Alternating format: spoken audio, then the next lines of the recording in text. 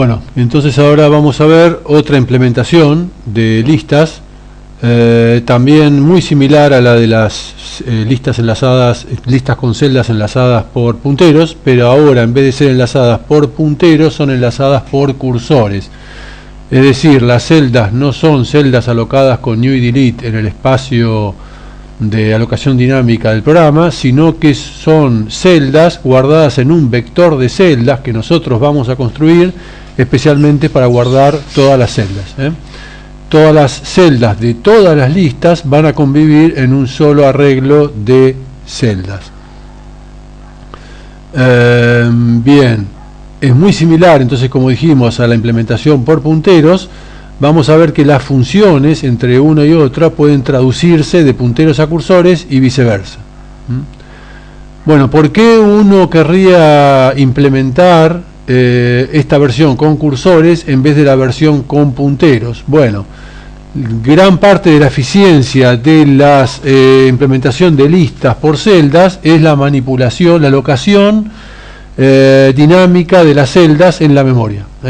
Cada vez que vamos a crear una celda vamos a tener que llamar al operador new. Entonces podría ser que si nosotros nos construimos un arreglo de celdas, podamos más rápidamente reservar celdas y desalocarlas adentro de ese vector.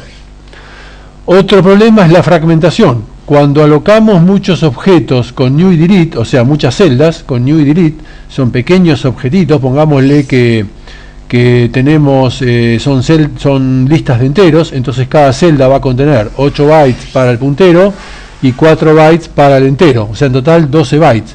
Bueno, si empezamos a alocar millones de celdas, cada celda tiene 12 bytes, pero esas celdas van a estar desperdigadas por la memoria en forma completamente aleatoria. Entonces, sobre todo si vamos alocando y después desalocando, nos va a quedar la memoria toda llena de pequeños objetitos alocando por ahí, y cuando querramos alocar un gran pedazo de memoria no lo vamos a poder hacer. A este problema se le llama problema de fragmentación. Siempre se lo asocia con el queso Gruyère. El queso Gruyère, como ven ahí, es un queso con muchos agujeros. Si uno quiere buscar adentro de ese queso un pedazo de queso grande sin agujeros, no se puede. Si bien hay una cantidad de queso importante, no siempre está con burbujas en el medio, con agujeritos en el medio. ¿Está? Bueno, otra razón es que reemplaza los punteros en lenguajes donde no existen los punteros. Si queremos implementar, escribimos nuestro algoritmo en C++, usamos operadores new y delete para alocar las celdas, y después alguien nos pide de pasar esa implementación a otro lenguaje, bueno, no vamos a tener listas y vamos a tener que recurrir a nosotros implementar nuestras listas. Por otra parte, hay una razón pedagógica para estudiar los cursores, y es que cuando veamos cómo se hace la alocación dentro de este vector con cursores, ustedes van a entender mejor cómo funciona la alocación dinámica en C++, en lo que se llama el heap of free store, en lo que se llama la región de alocación dinámica de memoria. Bueno, ¿cuáles son desventajas? La implementación por cursores con respecto a la que es por punteros tiene sus desventajas. Bueno, una es que hay que reservar un gran arreglo de celdas. Así como vimos que en la implementación por arreglos una desventaja era que para cada lista, o mejor dicho, para las listas yo tenía que decir cuál era el tamaño máximo de las listas, el max size, ¿se acuerdan? Y había un problema con eso. Si el max size era muy grande, bueno, podría hacer que yo desperdiciara mucha memoria. Si es mucho más grande que las listas que voy a usar, estoy desperdiciando memoria. Si es muy pequeño, puede ser que me quede sin memoria. Bueno, acá ocurre lo mismo con este gran arreglo de celdas. Comparativamente el problema es menor, porque ahora lo que tengo que estimar es la cantidad total de celdas que voy a usar en mi programa, no cada una de las listas. Podría ser que yo tenga listas con muy poca cantidad de celdas y listas con gran cantidad de celdas. Lo importante es que yo tengo que estimar el total de celdas que voy a usar. De todas formas, de nuevo, es un parámetro a estimar que, de nuevo, si me quedo corto puede ser que mi programa aborte porque me quedé sin memoria. Si es muy grande, si aloco demasiado, pues estoy desperdiciando memoria. Este problema en realidad se agrava un poco porque el espacio de celdas va a tener que ser dedicado a cada tipo de elemento que use. Si yo estoy trabajando con listas de enteros, voy a tener que tener un espacio para las celdas que contienen enteros. Si es una para dobles, voy a tener un espacio aparte para los dobles. Y así siguiendo. Por cada tipo que tenga, voy a tener que definir un espacio de celdas y lo voy a tener que asignar una dimensión a ese espacio. Con lo cual tengo que estimar cuántas celdas para enteros tengo, cuántas celdas para dobles tengo y así siguiendo. Bueno, acá vemos la implementación. Es muy parecida a la que teníamos para punteros. Las celdas, nada más, tenemos la clase celda, nada más que la clase celda, en vez de tener un puntero a el next, en vez de ser un puntero a celda, ahora es un entero. Tenemos el iterator, que ahora es una int, typedef int iterator t, y dentro de la celda tenemos un iterator next, o sea, es un entero. Bien, las celdas ahora no viven en el espacio de alocación dinámica, como dijimos, sino que están adentro de un arreglo cell asterisco cell space. Es un arreglo de celdas. Como el arreglo de celdas es el mismo para todas las listas, es estático dentro de la clase lista. El tamaño de ese arreglo es cell space size.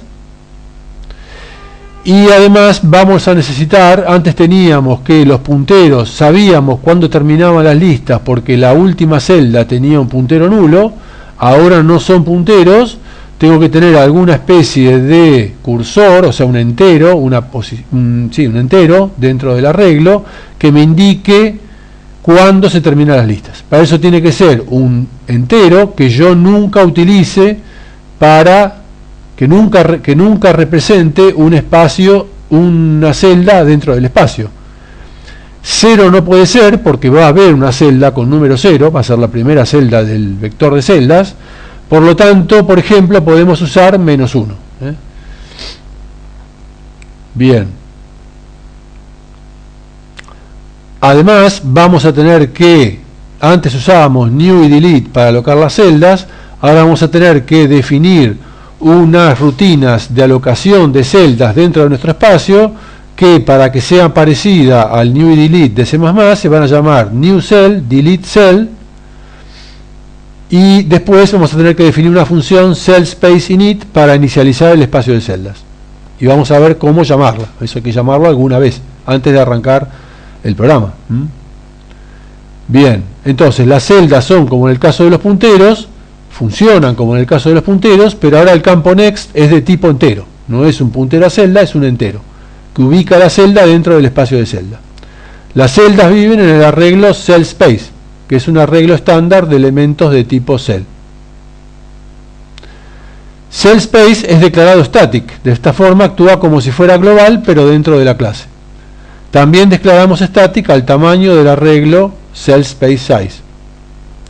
Así como con puntero existía el puntero inválido null, ahora declaramos un cursor inválido que va a ser null cell y que lo vamos a poner igual a -1.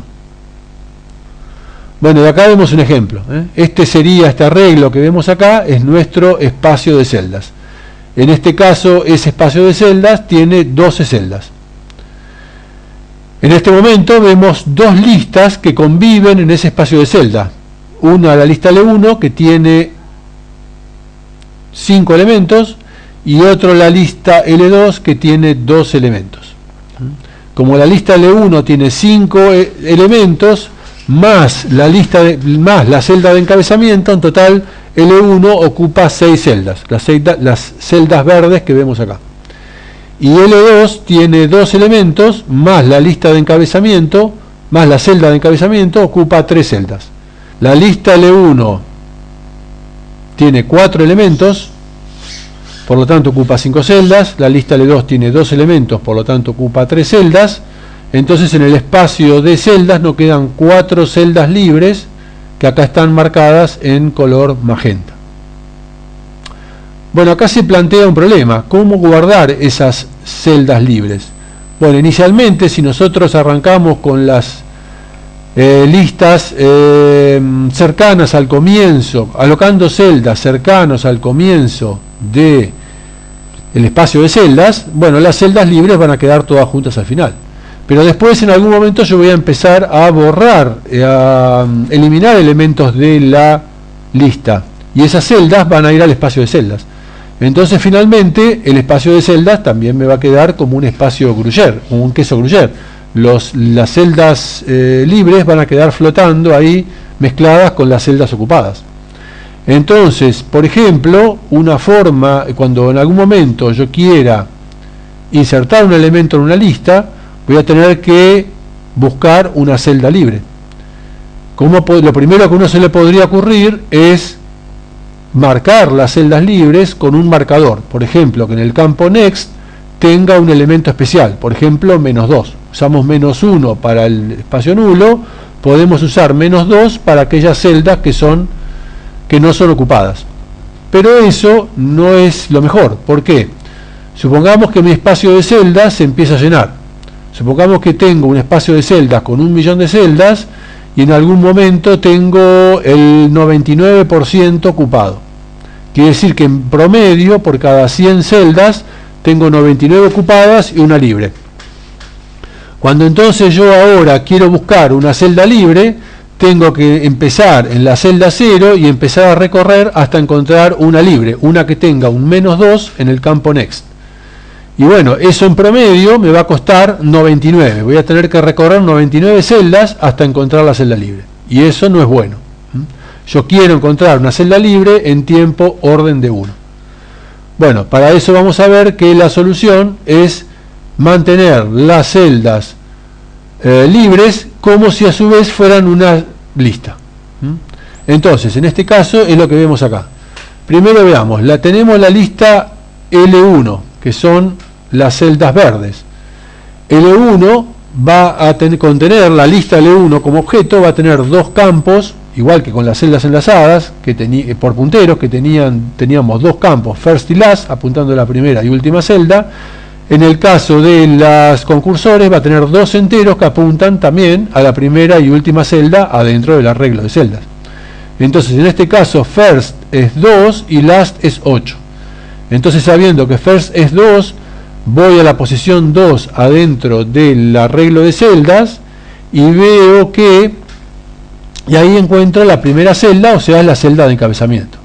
El dato no me interesa, por eso tengo un asterisco acá, y lo que veo es que la primera celda está en la posición 5. Me vengo a la posición 5 y veo que el dato es 6 y la siguiente celda es la 11. Me voy a la celda 11, veo que el dato es 9 y que la siguiente celda es la 6. Me vengo a la celda 6 y veo que el dato es 5 y la siguiente celda es la 8. Me voy a la celda 8 y veo que el dato es 3 y la siguiente celda me encuentro que en next hay un null cell, en este caso sería un -1, y entonces ahí me doy cuenta que la lista termina. Por lo tanto, los elementos de la lista son 6, 9, 5 y 3. 4 elementos. Con la lista L2, similar, la celda de encabezamiento está en first, que es 9, la primer elemento está en la celda 1, que es 2, la siguiente está en la celda 10, que contiene un 5, y ahí termina. Por lo tanto, la lista L2 tiene dos elementos, que son los elementos 2 y 5. Bueno, y ahora las celdas libres, que son estas celdas libres, estas 4 celdas magenta. Bueno, voy a mantener también como un miembro estático de la lista un cursor, o sea, un entero, que me indica cuál es la primera celda de encabezamiento, la primera celda libre. En este caso es 7, top free cell es 7, quiere decir que la celda 7 es la primera celda libre. Esa celda libre apunta a la siguiente celda libre, que es la 0. La 0 apunta a la siguiente, que es la 4. La 4 apunta a la siguiente, que es la 3.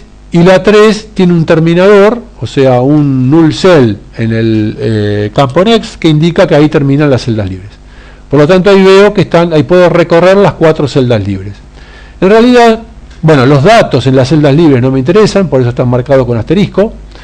Y en realidad, fíjense que las celdas libres, en realidad nunca las tengo que recorrer. O sea, cuando alguien me pide una celda libre, me voy a Top Free Cell, esa es la celda libre, la uso y lo único que tengo que hacer es actualizar Top Free Cell. En este caso tendría que agarrar, decir, la celda 7 es la celda libre y actualizar que Top Free Cell es 0. Ahora la siguiente, la primera celda libre va a ser la 0.